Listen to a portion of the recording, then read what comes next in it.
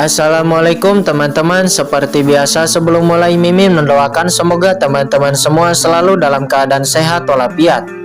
Oke, kali ini kita akan melanjutkan Martial Master versi novel bagian 531. Bagi yang baru bergabung, selamat bergabung.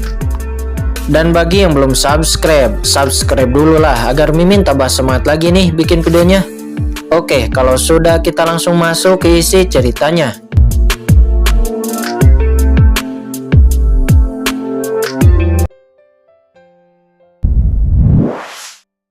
Qin dan Kaisar Jijing tidak berada di inti Laut Guntur.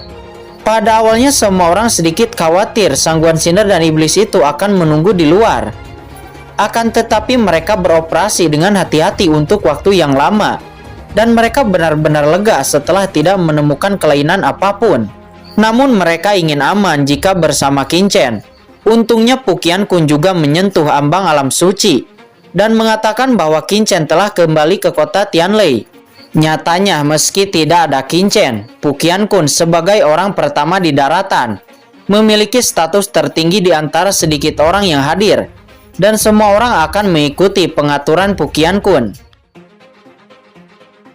Saudara Pu, istana berkabut memiliki ambisi, dan ketika mereka bergerak, saya khawatir benua Tianwu hanya bisa mengandalkan saudara Pu dan saudara, kata Lao Jimo setelah mengalami peristiwa di tanah sihir kuno.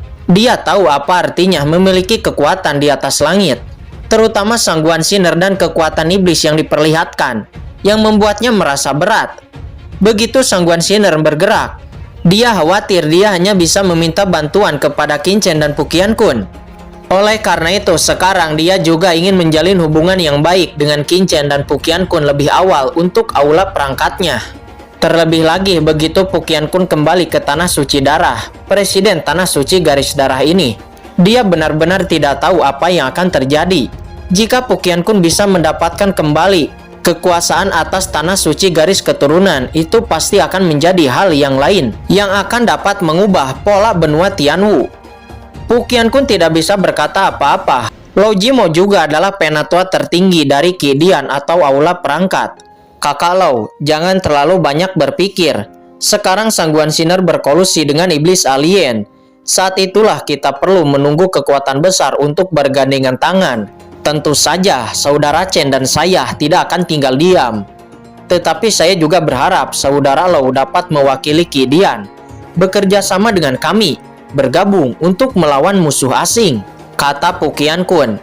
Ekspresi Lao Jimo menjadi serius, dan dia mengangguk. Setiap orang bertanggung jawab untuk menjaga daratan, dan Lao Jimo masih memiliki kesadaran tentang itu. Kelimanya kemudian terus terbang dengan kecepatan yang sangat cepat, dan mereka dengan cepat menyapu ke arah kota Tianlei. Scene berpindah saat ini di gerbang kota Tianlei.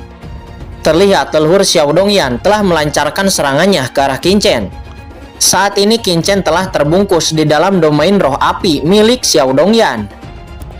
Domain yang sangat kuat. Semua orang di sana yang melihat domain roh api milik Xiao Dongyan nampak mengubah ekspresi mereka. Mereka sudah lama mendengar tentang domain roh api milik Xiao Dongyan, tetapi mereka baru pertama kali ini melihatnya. Mereka berpikir Qin tidak akan mampu bertahan di bawah domain roh api milik Xiao Dongyan.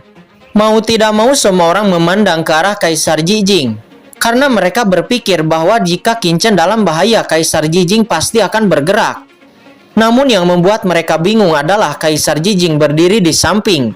Wajahnya tanpa ekspresi, dan dia bahkan tidak berencana untuk melakukan tembakan. Ini aneh. Semua orang penuh dengan keraguan. Bocah sialan, mati untukku. Xiao Dongyan menampilkan domain roh api, dan aura api yang menakutkan menelan segalanya. Dan itu langsung menyelimuti setiap jejak di tubuh Qin. Qin tersenyum dingin di saat melihat gerakan Xiao Dongyan. Domain roh api Xiao Dongyan ini memang sangat kuat.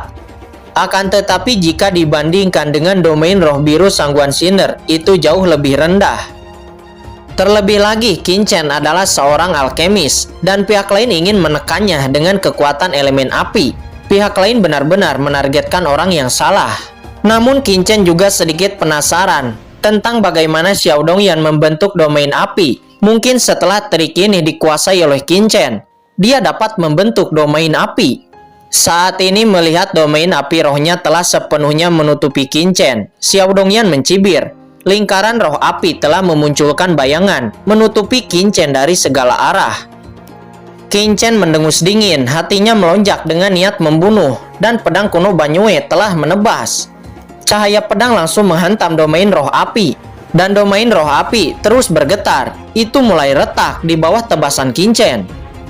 Ketika Xiao Dongyan melihat Qin Chen menebas domain roh apinya, tiba-tiba dia terkejut. Apa yang terjadi?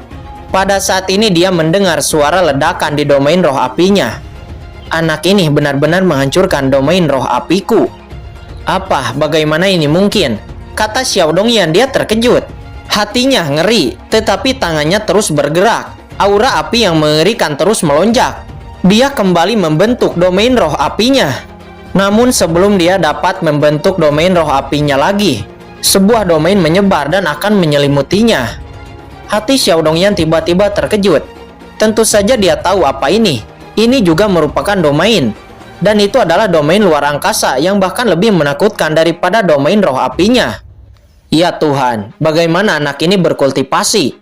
Xiao Dongyan sudah terkenal sejak lama dan dia telah menembus puncak tapair selama lebih dari 100 tahun yang lalu. Selama lebih dari 100 tahun, dia telah berlatih sangat keras dan menjadi salah satu kekuatan teratas di daratan. Xiao Dongyan sangat percaya diri dengan kekuatannya sendiri, akan tetapi sekarang dia dijerat oleh seorang pemuda. Bagaimana anak ini melakukannya? Apakah anak ini telah berkultivasi sejak dari rahim? Dengan ngeri, Xiao Dongyan mendesak esensi sejati di tubuhnya untuk menerobos domain luar angkasa Qin Chen. Dia tahu bahwa begitu dia jatuh ke dalam domain luar angkasa lawan, dia mungkin tidak akan bisa keluar. Saat ini Xiao Dongyan tidak lagi berani menganggap Qin Chen sebagai junior. Ini jelas merupakan sosok yang menentang langit, dan sosok puncak yang tidak lebih lemah darinya. Saat ini Qin Chen menggelengkan kepalanya. Dia tidak mengerahkan seluruh kekuatannya sama sekali, tetapi dia hanya menampilkan domain luar angkasa. Bahkan domain guntur luar angkasa tidak ditampilkannya. Tujuannya adalah untuk melihat seberapa kuat kekuatan teratas dari daratan saat ini. Dapat dikatakan bahwa Qin Chen sekarang sedang melakukan eksperimen dalam pertarungan melawan Xiao Dongyan. Jika Xiao Dongyan tahu apa yang sedang dipikirkan oleh Qin Chen saat ini, dia mungkin akan muntah darah di tempat. Dia sebagai ahli teratas di daratan hanya dianggap percobaan oleh Qin Chen. Selanjutnya pedang kuno Banyue kembali menebas. Cahaya pedang yang menakutkan menyapu ke arah Xiao Dongyan. Xiao Dongyan dengan panik membentuk lingkaran roh api di depannya.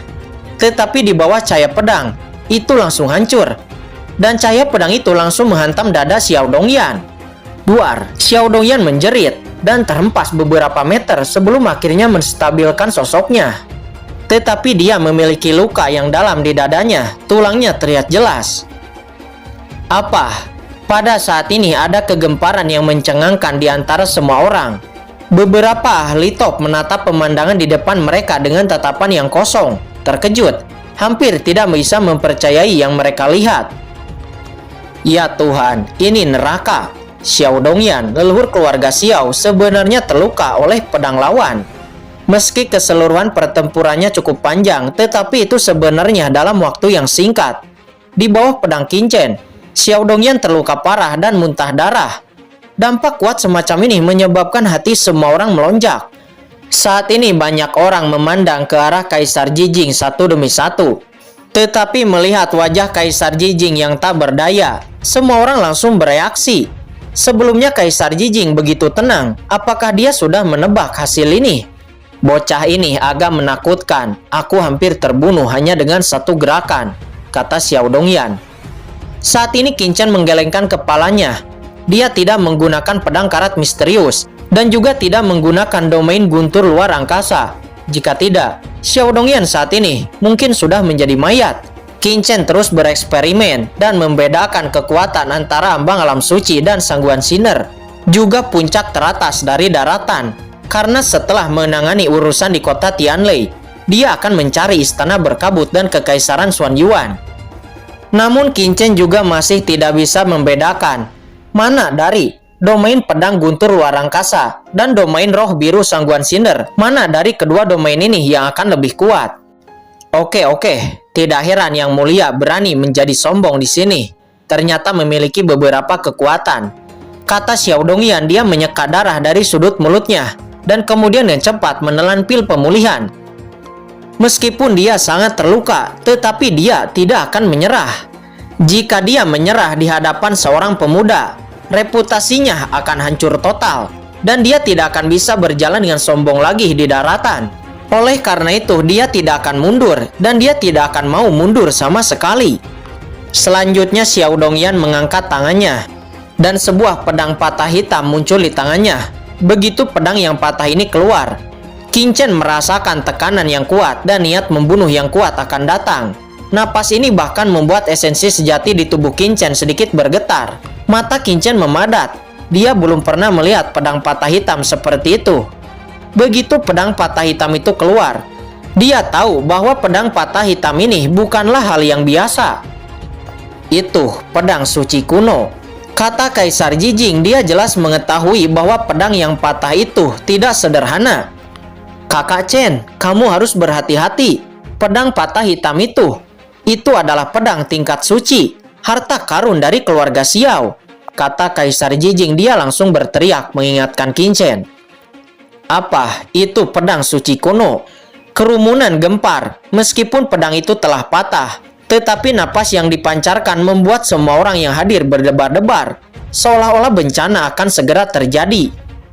Nah, Qin Chen, ini memang artefak suci, tetapi sudah rusak. Suara Lao Yuan juga terdengar di benak Qin Chen. Ternyata itu artefak suci. Qin Chen terkejut. Dia bisa tahu dari sutra darah iblis leluhur seberapa kuat itu artefak suci.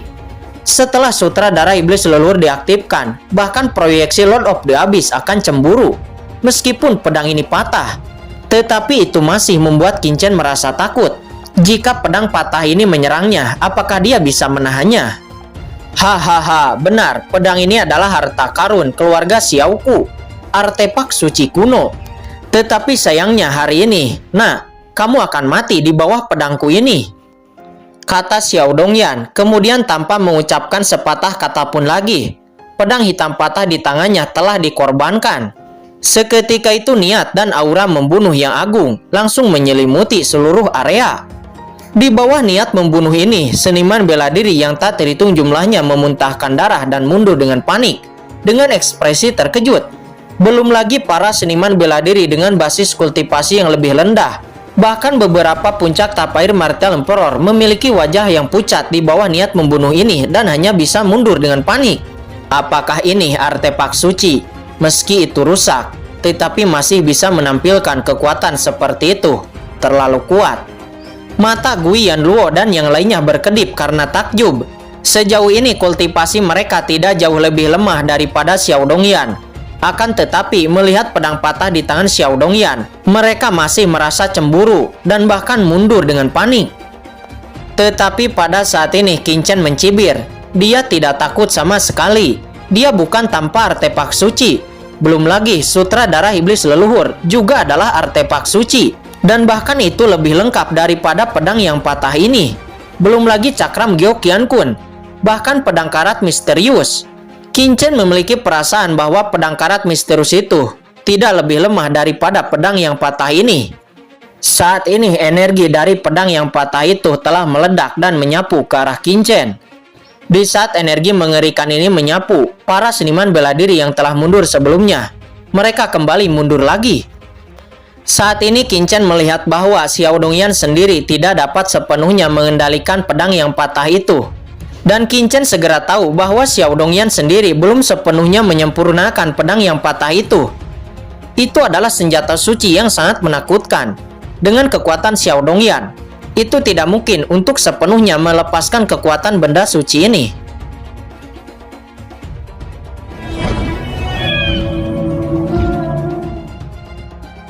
Oke guys, sudah dulu ya. Jangan lupa subrek biar lanjut terus ceritanya. Bagi yang sudah subrek, mudah-mudahan dimudahkan rezekinya. Mimin undur diri. See you next and goodbye.